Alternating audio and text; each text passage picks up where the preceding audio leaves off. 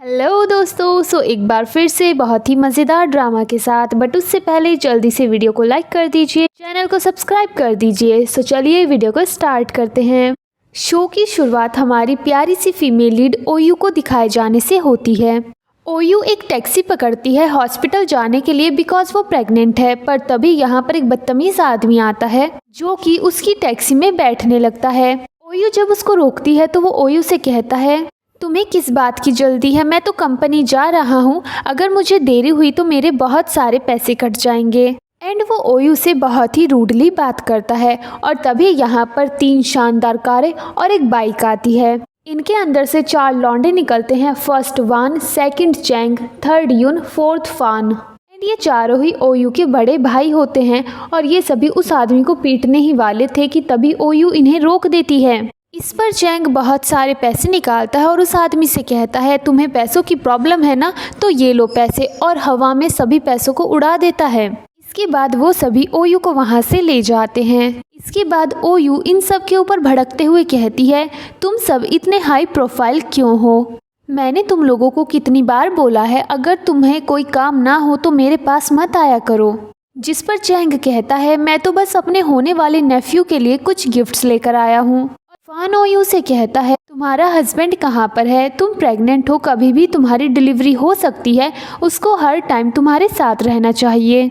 जिस पर ओयू कहती है, वो अपने काम में बहुत ही ज़्यादा बिजी है और इस काम को तो मैं खुद भी कर सकती हूँ। जिस पर यून कहता है, बिल्कुल नहीं, कभी भी कुछ भी हो सकता है, उसको हर टाइम तुम्हारे साथ रहना चाहिए। जिस पर चैंग भी बोलता है, क्या उसके लिए तुम और तुम्हारे बच्चे से ज़्यादा इम्पोर्टेंट जॉब है? और वैसे भी अगर तुमने सीक्रेटली अपनी कंपनी से उसे सपोर्ट नहीं किया होता तो क्या आज वो इतना सक्सेस हो पाता? जिस पर ओयू उसको चुप रहने को कहती है। जिस पर यून कहता है, नाराज़ होने की ज़रूरत नहीं है, वैसे भी वान ने फैसला किया है, हमारा जो न्यू प्रोजेक्ट है वो हम तुम्हारे हस्बैंड की कंपनी को ही देंगे। ये सुनकर तो ओयू खुश हो जाती है एंड वो अपने मन में सोचती है, 6 साल पहले जिंग ने सिर्फ अपना करियर शुरू किया था और उसकी मदद करने के लिए मैंने अपने करियर को छोड़ दिया और सीक्रेटली उसकी कंपनी में पैसे ट्रांसफ़र किए, लेकिन अब टाइम आ चुका है कि मैं उसको अपनी सच्चाई बता दूं। ओयू कहती है, तो फिर ठीक है, मैं चेकअप कराने के लिए हॉस्पिटल के अंदर जा रही हूँ। पर उसके भाई कहते हैं, हम भी साथ चलते हैं, पर तभी वो उनको रोककर कहती है, मैंने अभी तक जिंग को तुम्हारी सच्चाई नहीं बताई है। एंड वो चेकअप कराने के लिए चली जाती है। इसके बाद हम उसको डॉक्टर के केबिन में देखते हैं जहाँ पर डॉक्टर उसका चेकअप करती है। डिलीवरी कभी भी हो सकती है, तो अगली बार जब भी आओ तो अपने हस्बैंड को साथ लेकर आना। जिस पर एक बार फिर से वो डॉक्टर से कहती है, दरअसल वो बहुत ही ज़्यादा बिजी है, मैं इसको अकेले ही हैंडल कर सकती हूँ। पर तभी उसकी नज़र दरवाजे के बाहर पड़ती है एंड वो यहाँ पर जिंग को देखती है। वो जल्दी से उसके पीछे जाती है। जिंग एक औरत और एक छोटी बच्ची के पास जाकर बैठ जाता है। ये देखकर तो ओयू एकदम ही शॉक हो जाती है। ओयू जल्दी से जिंग के पास कॉल करती है, पर सुन उसको देख लेती है और वो जल्दी से जिंग के सामने आकर खड़ी हो जाती है एंड उसको बोलती है, मुझे तुमसे कुछ इम्पोर्टेंट बात करनी है, लेकिन अगर तुम्हें कोई इम्पोर्टेंट काम हो तो तुम जा सकते हो। जिस पर सामने से जिंग कहता है, तुमसे और तुम्हारी बेटी से ज़्यादा इम्पोर्टेंट कुछ भी नहीं है। जिस पर मोमो कहती है, डैडी आप बहुत ही अच्छे हैं, एंड वो उसके गाल पर किस करती है। जिंग की ये लाइन सुनकर तो ओयू को बहुत ही गहरा झटका लगता है। उसके पेट में दर्द होने लगता है और वो अचानक से वहीं पर गिर जाती है। तभी यहाँ पर एक डॉक्टर आ जाती है और कहती है, इसीलिए मैं तुमसे बोलती हूँ कि अपने हस्बैंड के साथ आया करो। डॉक्टर उसको अपने साथ ले जाती है और अब हम इसको अल्ट्रासाउंड रूम में देखते हैं जहां पर डॉक्टर इसकी जांच करके कहती है, डिलीवरी की तारीख जल्द ही आने वाली है, तो अगली बार अपने हस्बैंड को लेकर आना। जिस पर वो कहती है, वो बहुत ही ज़्यादा बिजी है, पर वो अपने मन में सोचती है, वो एक दूसरी औरत और उसकी बेटी का ध्यान रखने में बिजी है, उसको मेरे साथ यहाँ पर होना चाहिए था, लेकिन उसे मेरी कोई भी परवाह नहीं है। इसके बाद ओयू जब घर पर आती है तो यहाँ पर जिंग की बड़ी बहन अपने कुछ अय्याश दोस्तों के साथ ड्रिंक कर रही थी। ये देखकर तो ओयू को बहुत ही ज़्यादा गुस्सा आता है। ओयू जब कहती है, आप सब यहाँ पर क्या कर रही हैं, तो जीना उसको चिकन बनाने को कहती है, पर क्योंकि ओयू को चिकन से एलर्जी थी इसलिए उसको बहुत ही ज़्यादा गुस्सा आता है और वो गुस्से में उन सबको वहाँ से निकल जाने को कहती है, जिस पर जीना के सारे दोस्त वहाँ से चले जाते हैं। इस पर जीना को तो बहुत ही ज़्यादा गुस्सा आता है और वो चिल्लाते हुए ओयू से कहती है, तुम्हारी हिम्मत कैसे हुई ऐसा करने की? वैसे भी मेरे भाई ने तुमसे शादी सिर्फ इसीलिए की है ताकि तुम कपड़े धो सको और खाना बना सको। मेरे भाई के पैसों पर जीने वाली, मेरा भाई जल्दी तुम्हें डाइवोर्स दे देगा। डाइवोर्स की बात सुनकर तो ओयू को चक्कर आने लगते हैं, पर तभी जिंग यहाँ पर सुन और उसकी डॉटर मोमो को लेकर आ जाता है। सुन को देखकर तो जीना खुश हो जाती है बिकॉज वो उसके लिए एक गिफ्ट लेकर आई थी। मोमो जब यहाँ पर जिंग को डैडी बोलती है तो सुन उसको बोलती है, मैंने तुम्हें कितनी बार समझाया है बाहर के लोगों के सामने ऐसे नहीं बोलना। जिस पर ओयू जिंग से कहती है, ये कौन है? वो कुछ जवाब दे पाता तभी उसकी बहन कहती है, ये मेरे भाई की दोस्त है, इंटेलिजेंट एंड ब्यूटीफुल, तुम्हारी तरह तो बिल्कुल भी नहीं। जिस पर जिंग उसको रोकता है तो वो कहती है, मैंने कुछ गलत नहीं कहा, वैसे भी तुम्हारी पत्नी एक डिस्गस्टिंग हाउसवाइफ है, वो सुन की एक उंगली के नाखून बराबर भी नहीं है। इस पर सुन तुरंत ओयू से कहती है, प्लीज़ गलत मत समझ, मैं अभी अभी यहाँ वापस आई हूँ, अभी तक हमें घर नहीं मिला, जैसे ही हमको घर मिलेगा हम यहाँ से चले जाएंगे। जिस पर ओयू अपने हस्बैंड की तरफ देखते हुए कहती है, तो तुमको ये पसंद है, ठीक है तो मैं तुम्हें पूरी छूट दूंगी। एंड वो वहाँ से अपने रूम में आ जाती है जहाँ पर वो अपना सामान पैक कर रही थी और फिर वो आईने में अपना चेहरा देखती है और कहती है, पिछले 6 सालों में मैंने इस परिवार के लिए बहुत कुछ किया, मैंने खुद के ऊपर बिल्कुल भी ध्यान नहीं दिया और बदले में देखो आज मुझे क्या मिला है। एंड वो अपनी मैरिज की फ़ोटो उठाकर तोड़ देती है। रूम में जिंग आता है और वो उसको रोकता है और कहता है, ये सब तमाशा करना बंद करो, तुम हमेशा ऐसे ही क्यों करती हो? जिस पर वो कहती है, मैं कैसे शांत हो जाऊं, मैं प्रेग्नेंट हूँ और तुम यहाँ पर एक औरत को ले आए, मेरी फीलिंग्स के बारे में तुमने ज़रा भी सोचा? मैं एक औरत हूँ, कोई मॉन्क नहीं जो सिर्फ चुपचाप बर्दाश्त करती रहूंगी। और वो वहाँ से जाने लगती है तभी पीछे से जिंग कहता है, इतने सालों तक भी तो तुम बर्दाश्त ही कर रही थी। जिस पर ओयू पीछे घूमती है और रोते हुए कहती है, मैं कितना बर्दाश्त करूं, तुम्हारी बहन मेरी इंसल्ट करती है वो भी मैंने बर्दाश्त किया, एक बच्ची तुम्हें डैड बोल रही है वो भी मैंने बर्दाश्त किया, और अब एक औरत तुम्हारे बिस्तर तक पहुंच गई, क्या ये भी मैं बर्दाश्त करूं?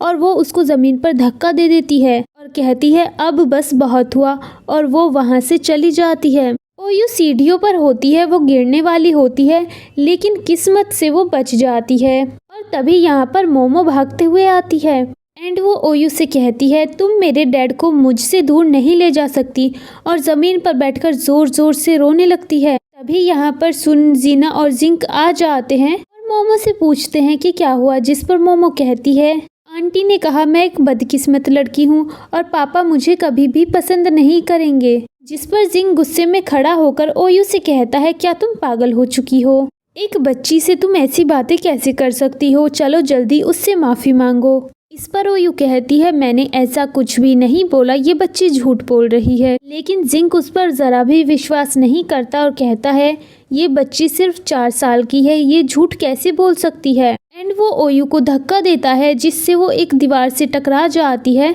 और उसको पेन होना शुरू हो जाता है। जिंग उसके पास जाने वाला होता है कि तभी सुन मोमो की तरफ इशारा करती है और ये 4 साल की बच्ची बेहोश हो जाती है। जिसके बाद जिंग उसको उठाकर हॉस्पिटल में ले जाता है एंड बेचारी ओयू यहीं पर दर्द से तड़पती हुई रह जाती है।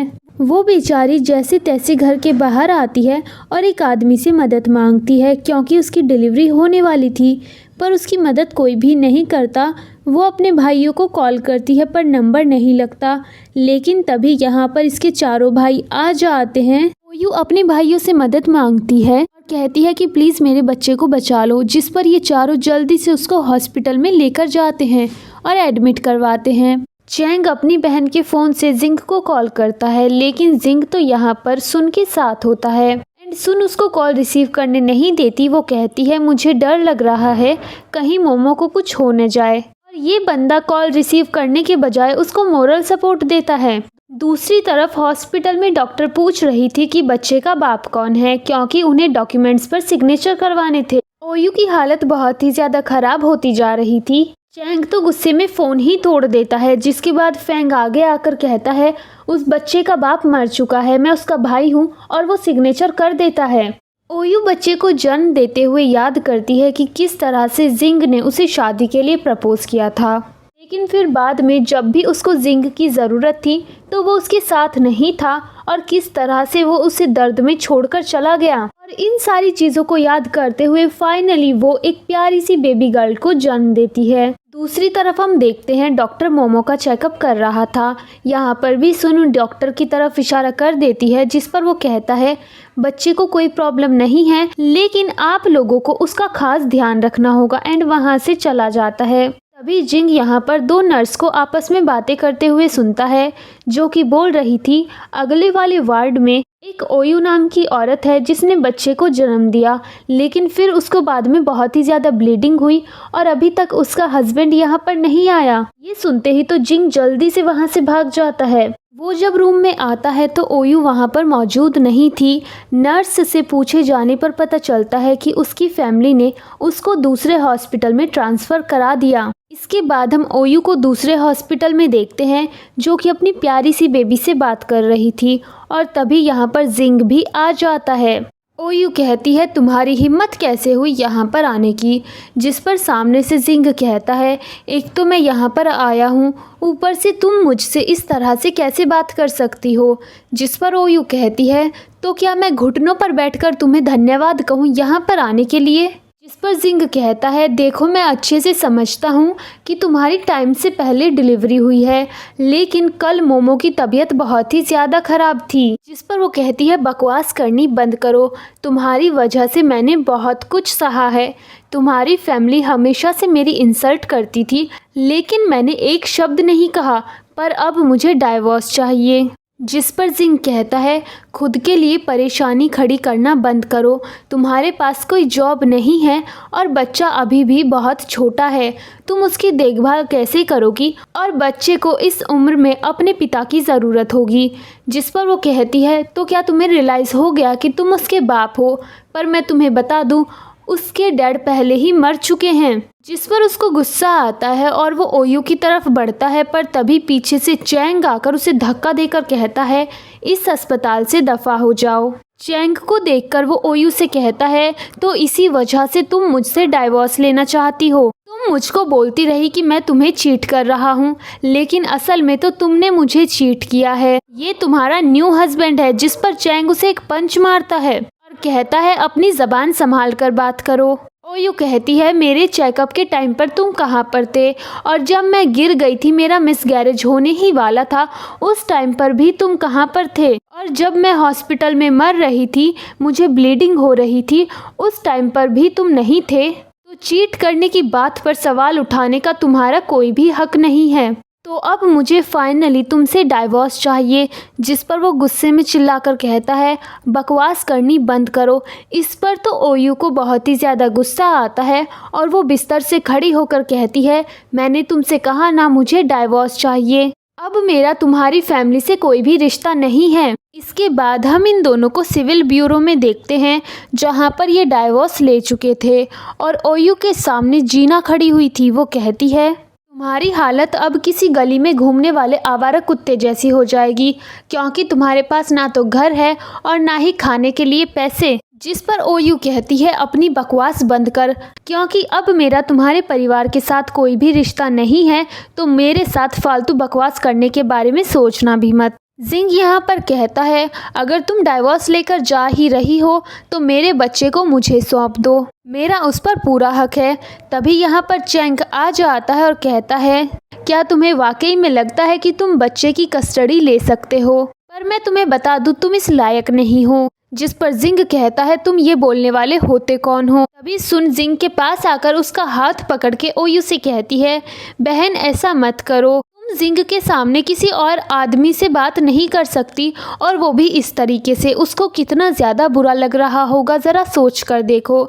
जिस पर सामने से ओयू कहती है तुम्हारी जैसी घटिया लड़की की सोच घटिया ही हो सकती है, तुम जैसी लड़की हर रिश्ते को गलत ही समझती है। एंड वो अपनी वेडिंग रिंग निकाल कर ज़मीन पर फेंक कर वहाँ से चली जाती है।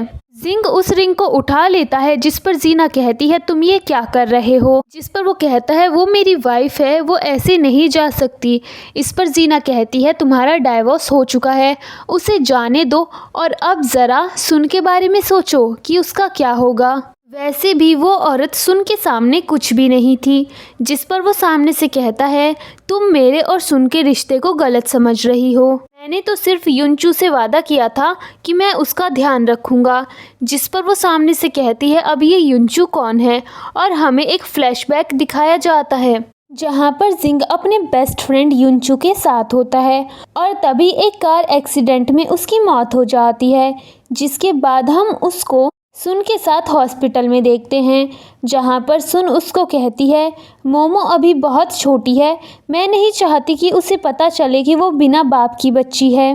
सीन वापस प्रेजेंट में शिफ्ट होता है, जहाँ पर जिंग अपनी बहन को कुछ भी नहीं बताता और कहता है चलो हमें हॉस्पिटल चलना चाहिए। ये दोनों बहन भाई आगे चले जाते हैं और पीछे खड़ी हुई सुन अपने मन में सोचती है कि अब मैं जिंग को दोबारा उस चुड़ैल के साथ शादी नहीं करने दूंगी, क्योंकि अगर ऐसा हो गया तो सब कुछ मेरा हो जाएगा। अगले सीन में हम एक बड़े से बंगलों के बाहर एक बड़ी सी कार को देखते हैं, जिसके अंदर से ओयू निकलती है और सभी मेट्स उसका वेलकम करती हैं।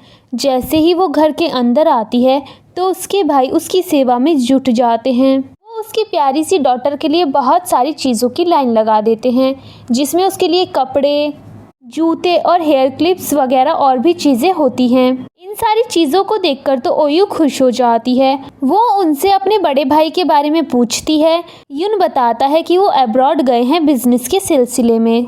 युन यहाँ पर ओयू से कहता है हमने जो प्रोजेक्ट तुम्हारे कहने पर तुम्हारे पति को दिया था, क्या हमें अभी भी वो उसी के पास रहने देना चाहिए। जिस पर ओयू कहती है उसने मुझे धोखा दिया है, इसीलिए मेरी तरफ से अब उसे कोई भी फ़ायदा नहीं होगा। लेकिन कोई भी चीज़ हाथ में आने के बाद छूट जाना बहुत ही ज़्यादा दर्द देती है। इसकी अनाउंसमेंट मैं बहुत सारे लोगों के सामने करना चाहती हूँ। अगले सीन में हम एक बार फिर से ओयू को जिंग के साथ सिविल ब्यूरो में देखते हैं, जहां पर ये दोनों अपने डाइवोर्स पेपर्स को फाइनलाइज कराने आए थे। यहाँ पर इनको बोला जाता है बच्चा होने के बाद डाइवोर्स नहीं लिया जाता जब तक कि उसे फीमेल अप्लाई नहीं करती, और तभी ओयू सामने से कहती है मैं इसके लिए राज़ी हूँ। तभी जिंग उसको कहता है एक बार और सोच लो, मेरे साथ घर पर चलो।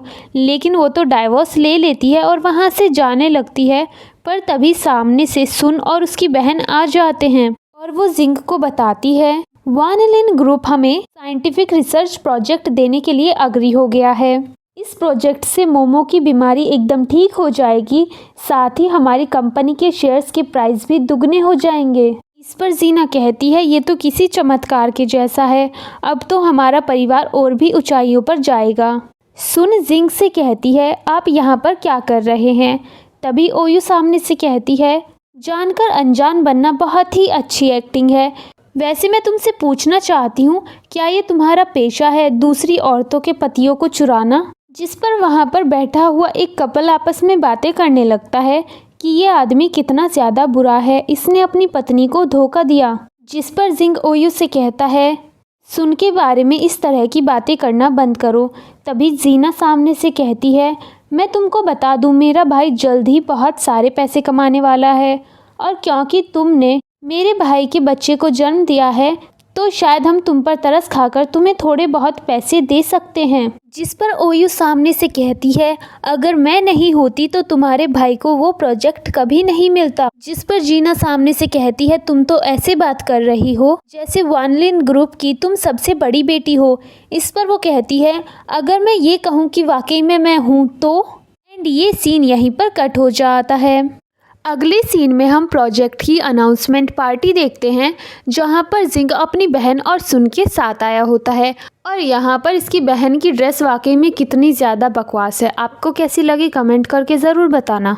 यहां पर ये दोनों औरतें तो पार्टी की चमक धमक देखकर पागल हो रही थी। एंड सुन यहां पर जीना को उसके झूठे ख्वाब दिखाने लगती है कि शेनलिन परिवार के बेटे अभी भी कुंवारे हैं, वो चाहे तो उनमें से किसी एक के साथ शादी कर सकती है। जिस पर ये बुढ़िया तो एकदम ही खुश हो जाती है। तभी यहाँ पर वो कुछ लोगों को बातें करते हुए सुनते हैं जो कि आपस में बातें कर रहे थे कि उन लोगों ने सुना है कि शेनलिन ग्रुप ने अनाउंस किया है कि ये कॉन्ट्रैक्ट फेक भी हो सकता है। यहाँ पर एक आदमी कहता है, मैंने सुना है मिस शेन 6 साल से गायब हो गई थी, लेकिन अब वो वापस आ चुकी हैं। और तभी यहाँ पर अनाउंस किया जाता है कि इस पार्टी को शुरू किया जा रहा है, तो सभी जोरदार तालियों से मिस शेन का स्वागत कीजिए। दरवाज़ा खुलता है और दरवाजे के बाहर से अंदर आती है हमारी प्यारी सी हीरोइन, जो कि वाकई में खूबसूरत लग रही थी। इसको देखकर तो सभी लोग शॉक हो जाते हैं और इन तीनों के पैरों तले से तो ज़मीन खिसक चुकी थी। ये देखकर तो जीना कहती है, ये सब क्या बकवास है, जिस पर सुनकर रिएक्शन वॉज लाइक, ये सच नहीं हो सकता। और हमें तभी फ्लैशबैक दिखाया जाता है जहाँ पर ओयू अपने तीनों भाइयों के साथ आ रही थी, लेकिन उन्हें एक अर्जेंट काम आ जाता है और उन तीनों को वहाँ से जाना पड़ता है। सीन वापस प्रेजेंट में शिफ्ट होता है जहाँ पर सभी उसे देखकर शॉक थे। सुन जीना से कहती है, शायद इसको डाइवोर्स का अफसोस हो रहा है, ये जिंग को अपनी लाइफ में वापस लाना चाहती है, इसलिए ये यहाँ पर आई है। जिसके बाद तो जीना जल्दी से उसके पास भागकर जाती है और कहती है, मैं अच्छे से जानती हूँ कि तुम यहाँ पर क्यों आई हो। तभी पीछे से जिन कहता है, इतने दिन से तुम कहाँ पर थी, मैंने तुम्हारे पास बहुत ही सारे कॉल किए हैं, मेरी बेटी कैसी है। जिस पर वो सामने से कहती है, कौन सी बेटी, तुम्हारी कोई भी बेटी नहीं है। तभी जीना कहती है, बकवास करनी बंद करो, तुम मेरे भाई से दोबारा शादी करना चाहती हो। जिस पर वो कहती है, भला मैं तुम्हारे भाई से दोबारा शादी क्यों करनी चाहूँगी। जिस पर जीना कहती है, इसीलिए तुम यहाँ पर आई हो क्योंकि तुम जानती हो ये प्रोजेक्ट अनाउंसमेंट की पार्टी है। जीना यहाँ पर कहती है, तुम्हें पता है यहाँ पर सभी लोगों को शेन परिवार की तरफ से एक स्पेशल इनविटेशन मिला है, पता नहीं तुम जैसी लड़की यहाँ पर कैसे आ गई। जिस पर वो कहती है, क्या वाकई में कोई इनविटेशन मिला है, पर मुझे तो कुछ भी नहीं मिला। तभी यहाँ पर एक मिस्टर यू नाम का आदमी आता है। उसके आते ही जीना कहती है, इस लड़की के पास इनविटेशन नहीं है, पर वो तो यहाँ पर ओयू को हेलो बोलता है और कहता है, चलिए हम साथ में चलते हैं। जिस पर सुन कहती है, तुम्हारे डाइवोर्स को अभी कुछ ही दिन हुए हैं, तुमने एक नया बॉयफ्रेंड भी बना लिया। इस पर जिंग भी कहता है, आखिर तुम्हारा मिस्टर यू के साथ क्या रिश्ता है। इस पर तुरंत उसकी बहन कहती है, पूछने की क्या ज़रूरत है, नज़र आ रहा है ना कि क्या रिश्ता है। वैसे भी जिस स्पीड से ये जा रही है, जल्द ही ये एक फिनिक्स बन जाएगी। इस पर सुन कहती है, तुम ऐसा कैसे कर सकती हो, अभी अभी तुम्हारा डाइवोर्स हुआ है और फिर कूलिंग पीरियड के बारे में तो तुम्हें सोचना चाहिए था। जिस पर सामने से ओयू कहती है, हर कोई तुम्हारे जैसा गिरा हुआ नहीं होता। इस पर जिंग कहता है, तुम उसके साथ ऐसे कैसे बात कर सकती हो। इस पर ओयू सामने से कहती है, लगता है तुम्हें नज़र आना बंद हो चुका है, अगर तुम्हें टाइम मिले तो हॉस्पिटल जाकर अपनी आंखों और दिमाग का इलाज ज़रूर करवाना। जिस पर सुन कहती है, तुम उसके साथ ऐसी बात नहीं कर सकती, वैसे भी ये एक बहुत ही आलीशान पार्टी है और यहाँ पर बड़ी बड़ी हस्तियाँ आई है, तुम यहाँ पर नहीं आ सकती। जिस पर ओयू कहती है, जहाँ तक मुझे पता है इनविटेशन में तुम दोनों का नाम तो है भी नहीं, क्योंकि बायो में तुम्हारे पास कोई भी डिग्री नहीं है, तो तुम दोनों यहाँ पर कैसे आई। जिस पर जीना कहती है, बकवास करनी बंद करो, सुन के पास उसकी डिग्री है और उसमें उसने बहुत सारी चीज़ें सीखी हैं। इस पर जिंग भी कहता है, उसने अब्रॉड से स्टडी की है और उसके पास डिग्री है। जीना कहती है, ये लड़की बेवकूफ़ है, इसको कुछ भी नहीं आता। वो उसको कहती है, तुम वाकई में एक घटिया लड़की हो। जिस पर हमारी हीरोइन उसको एक ज़ोरदार थप्पड़ मारती है और फिर वो वही डायलॉग मारती है जो सब मारते हैं, तुम्हारी हिम्मत कैसे हुई मेरे ऊपर हाथ उठाने की। इस पर वो यूँ कहती है, मैं तुम्हें तमीज़ सिखा रही हूँ कि दूसरों से कैसे बात की जाती है। जिस पर वो उसकी तरफ बढ़ती है तो इसका भाई उसको रोक देता है और कहता है, थोड़ा शांत रहो। और तभी यहाँ पर मिस्टर यू आ जाते हैं गेस्ट की लिस्ट लेकर। ओयू उसको चेक करती है तो उसमें इन दोनों चुड़ैलों का नाम होता है। ये देखकर तो वो शॉक हो जाती है और यहाँ पर हमें फ्लैशबैक दिखाया जाता है। सुन अपने अंकल के पास जाती है और रिक्वेस्ट करती है कि मुझे 2 इनविटेशन चाहिए। जिस पर वो कहते हैं, गेस्ट की लिस्ट बन चुकी है। वो कहती है, आप प्लीज़ कुछ कीजिए ना, वैसे भी गेस्ट की लिस्ट कौन ही चेक करेगा। सीन वापस प्रेजेंट में शिफ्ट होता है जहाँ पर ओयू उस लिस्ट को देखकर सोचती है, जिन गेस्ट की लिस्ट मैंने बनाई थी उसमें से 2 गेस्ट का नाम यहाँ पर नहीं है, जिसका साफ मतलब है इनविटेशन बनाने वाले ने घोटाला किया है। फिर क्या था, इसकी बहन तो बहुत ही ज़्यादा फड़फड़ाना शुरू कर देती है एंड वो सुन से कहती है एक बार बस ये डाइवोर्स का मैटर सॉल्व हो जाए तो मेरा भाई तुम्हारे साथ शादी कर ले। ये सुनकर तो वो स्माइल करती है, जिस पर ओयू क्लैप करते हुए कहती है बहुत अच्छी बात है, और आगे बढ़ जाती है। लेकिन ये चीज़ इसकी बहन से बर्दाश्त नहीं होती और वो अपना लहंगा उठाकर भागकर उसके पीछे जाती है और उसको रोक कर कहती है आज का दिन मेरे भाई के लिए बहुत ही ज़्यादा बड़ा है और तुम इसे बर्बाद करने आई हो। तुम जैसी घटिया औरत जिसने हाल ही में एक बच्चे को जन्म दिया है, शैन परिवार की बेटी बनने की तुम्हारी हिम्मत कैसे हुई। सुन भी ओयू से कहती है मैं तुम्हें यहाँ से चले जाने की सलाह दूंगी, क्योंकि अगर यहाँ पर किसी को भी तुम्हारे और जिंग के डाइवोर्स के बारे में पता चला तो बहुत ही ज़्यादा इंसल्ट की बात होगी। जिंग भी कहता है मैं अच्छे से जानता हूँ तुम ये जो कुछ कर रही हो मुझे जेलस फील कराने के लिए कर रही हो, पर मैं तुम्हें बता दूँ आज का दिन मेरे लिए बहुत ही ज़्यादा इम्पॉर्टेंट है, तो यहाँ से चली जाओ। कहीं ऐसा न हो शैन परिवार यहाँ पर आए और तुम्हारे इंसल्ट करने लगे, मैं तुम्हें नहीं बचा पाऊँगा। जिस पर ओयू कहती है वैसे भी तुमने मुझे बचाया कब है, मेरा तो मिसगैरेज होने ही वाला था, पर तुम तो एक दूसरी औरत के साथ थे। सुन यहाँ पर कहती है सिग्नेचर सेरेमनी स्टार्ट होने वाली है तो तुम यहाँ से चली जाओ। जिंग भी उसको वहाँ से जाने को कहता है।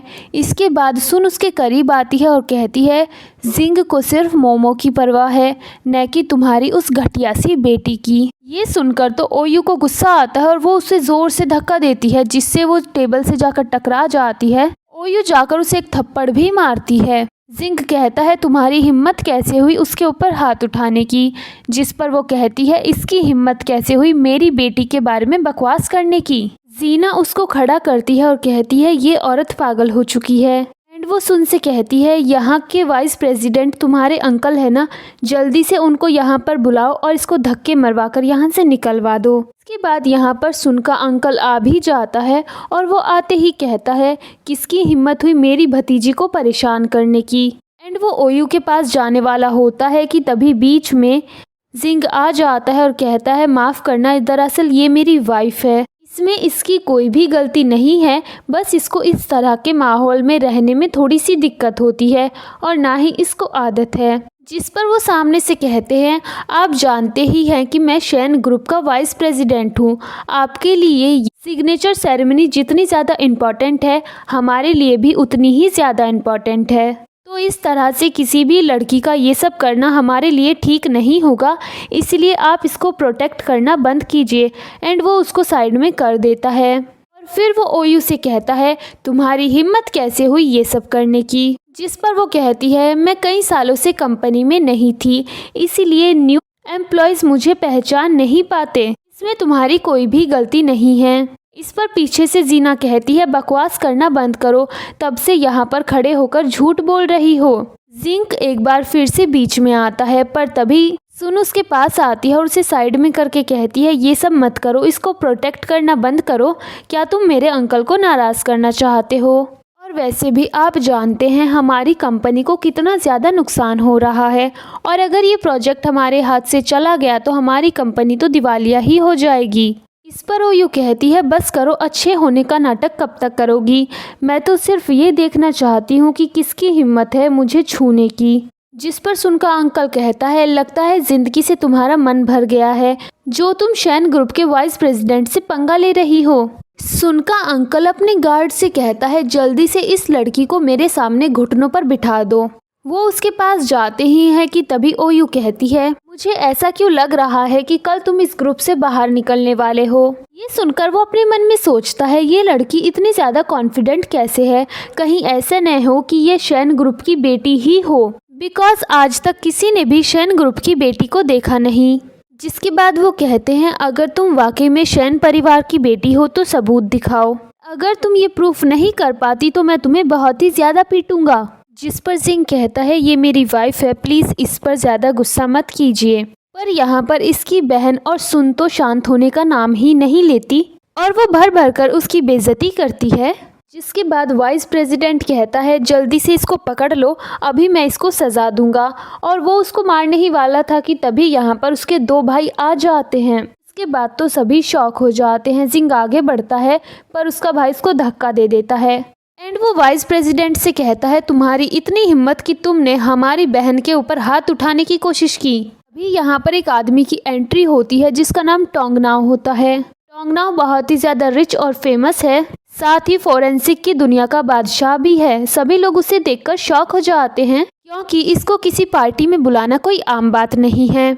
जिस पर सुन जिंग से कहती है हमने इस प्रोजेक्ट पर बहुत ही ज़्यादा मेहनत की है, शायद इनको ये प्रोजेक्ट पसंद आया है।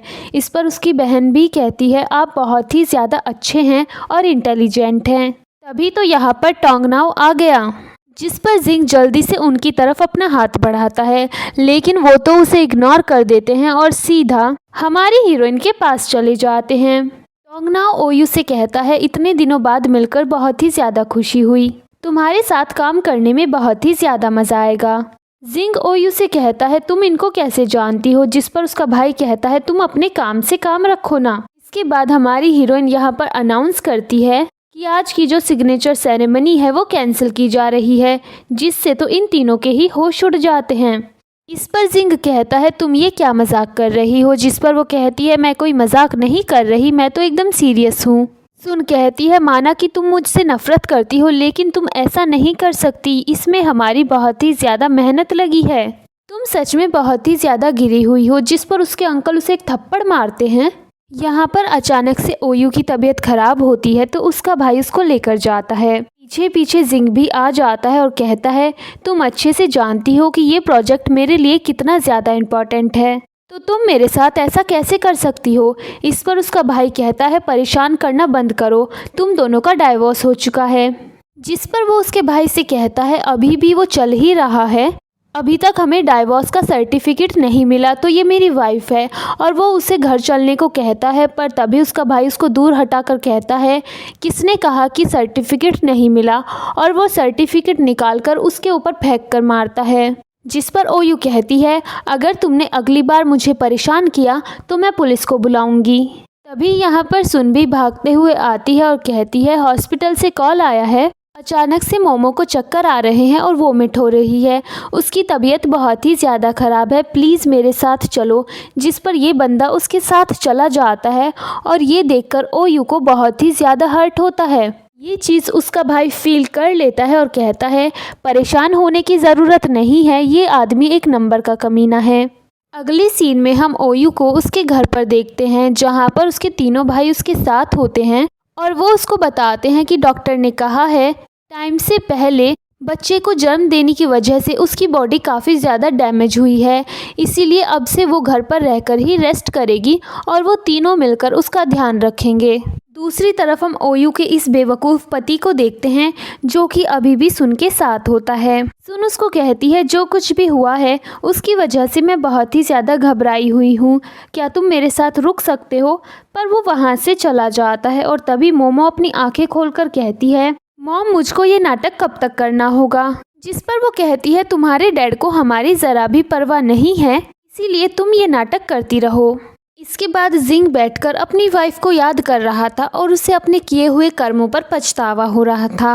अब हम देखते हैं ये तीनों ही पागल हो रहे थे बिकॉज इनकी कंपनी तो दिवालिया होने वाली थी। सुन यहाँ पर कहती है मैंने सुना है कि शैन परिवार की डॉटर की बेटी की मूनलाइट पार्टी होने वाली है, तो हम वहाँ जा सकते हैं, वहाँ पर प्रेसिडेंट शैन भी आएंगे और हम उनसे मदद मांग सकते हैं। ये सुनकर तो जिंग अपने मन में सोचता है आज मेरी भी बेटी की। इसके बाद हम ओयू की बेटी की मूनलाइट पार्टी देखते हैं और ये तीनों बेशरम यहाँ पर बिना बुलाए पहुँच जाते हैं। पर जैसे ही जिंग यहाँ पर अपनी डॉटर की फ़ोटो देखता है तो कहता है यहाँ पर मोयू की फ़ोटो कैसे है, क्योंकि इन बेवकूफ़ों को अभी तक यकीन नहीं हुआ था कि मोयू ही शैन परिवार की बेटी है। जिंग मोयू के पास भागकर जाता है और कहता है तुम वाकई में बहुत ही ज़्यादा बुरी हो, मेरी बेटी की मूनलाइट पार्टी मेरी इजाज़त के बिना तुमने कैसे की। जिस पर मोयू उसे एक थप्पड़ मारती है और कहती है वो तुम्हारी नहीं बल्कि मेरी बेटी है और हम उसकी पार्टी कब कहाँ और कैसे करें ये हमारा मैटर है, इससे तुम्हारा कोई भी लेना देना नहीं।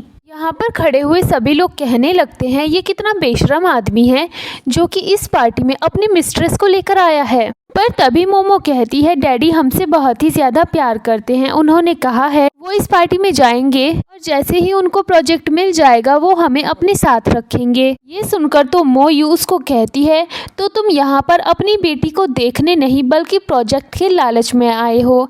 जिस पर मोमो कहती है डैड हमेशा वही करते हैं जिसमें हमारा फ़ायदा होता है, और वैसे भी ये एक छोटी बच्ची जंगली बच्ची है। जिस पर जिंग कहता है इतनी छोटी उम्र में तुम ऐसी बातें कैसे कर सकती हो, एंड वो उसको डांटता है। जिस पर वो उससे जाकर चिपक जाती है और कहती है डैडी क्या आप मुझसे प्यार नहीं करते जो इस तरह से डांट रहे हो। सुन जल्दी से मोयू से कहती है मेरी बेटी की बातों पर ध्यान मत देना, वो अभी बहुत छोटी है। जिस पर जिंग भी सेम बात बोलता है। इस पर मोयू कहती है तुम सच में बहुत ही ज्यादा वाहियात हो, अभी भी तुम बाहर के लोगों को ही बचा रहे हो, तुम मेरी डॉटर की पार्टी में शामिल होने के लायक नहीं हो, अपने लोगों को लो और यहाँ से दफा हो जाओ। ओयू मेड्स को बुलाती है और अपनी बेटी को अंदर ले जाने को कहती है, वो भी उसे लेकर चली जाती है। मोमो भी सबसे बचकर वहां से भाग जाती है। जिसके बाद ये दोनों यहाँ पर बोलना शुरू कर देते, वो प्रोजेक्ट हमारी कंपनी के लिए बहुत ही ज़्यादा इम्पोर्टेंट है, हमें उसकी बहुत ही ज़्यादा ज़रूरत है।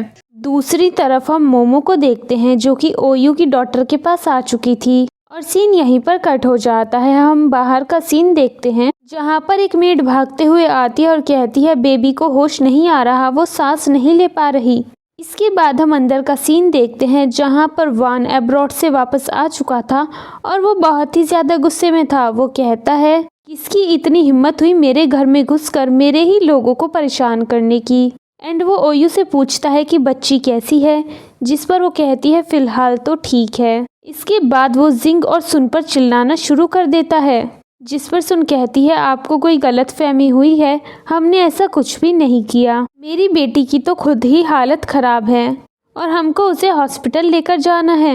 यहाँ पर जिंग भी कहता है मोमो की हालत बहुत ही ज़्यादा ख़राब है, इतना रूड बनने की ज़रूरत नहीं है, हमें उसको हॉस्पिटल लेकर जाना है। और यहाँ पर हमें फ्लैशबैक दिखाया जाता है जब मेड बेबी को लेकर आती है तो सभी लोग जल्दी से अंदर आ जाते हैं। डॉक्टर उसका इलाज करते हैं और आकर बताते हैं दरअसल बच्ची को सी फूड खिलाया गया है। ये सुनकर तो इसके भाइयों को बहुत ही ज़्यादा गुस्सा आता है और वो सभी मेड्स को बुलाकर कहते हैं किसकी हिम्मत हुई उसको सी फूड खिलाने की। जिस पर सभी मेड कहती है हमने ऐसा कुछ भी नहीं किया। जो मेड बेबी का ध्यान रख रही थी वो बताती है दरअसल मैं कुछ मिनटों के लिए बाहर चली गई थी।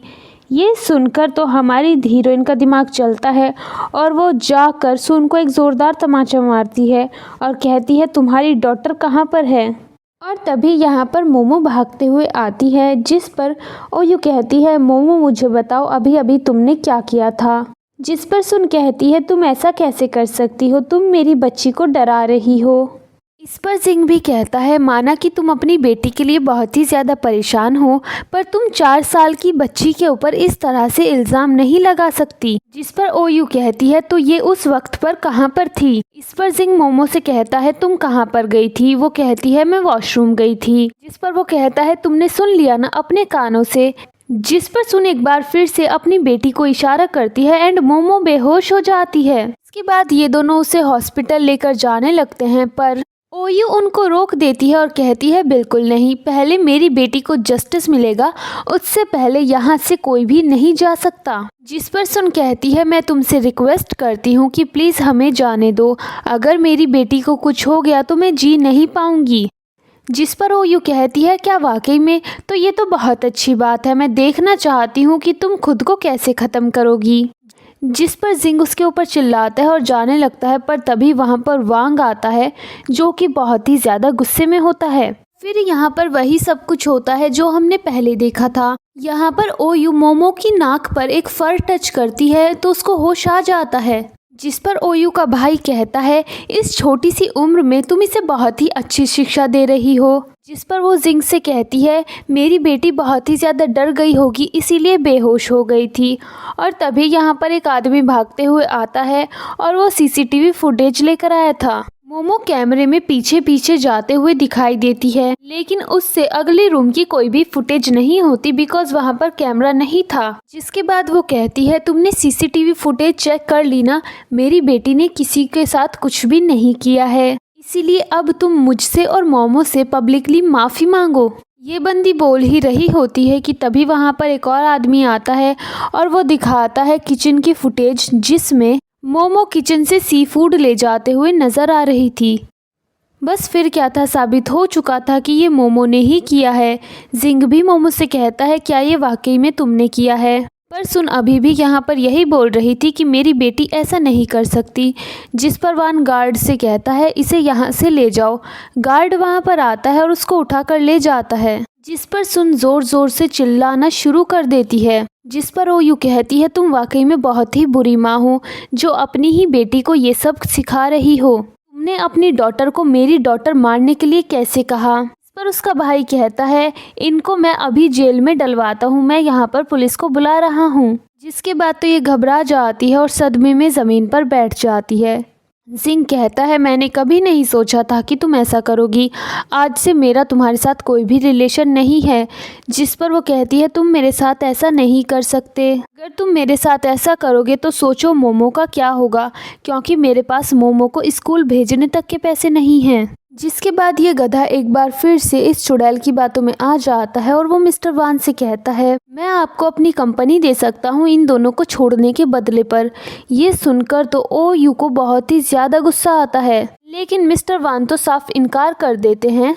इसके बाद हमारी हीरोइन अपने एक्स हस्बैंड को एक फ़ाइल देकर कहती है जल्दी से इस पर साइन कर दो, आज से तुम्हारा मेरी बेटी के साथ कोई भी रिश्ता नहीं है।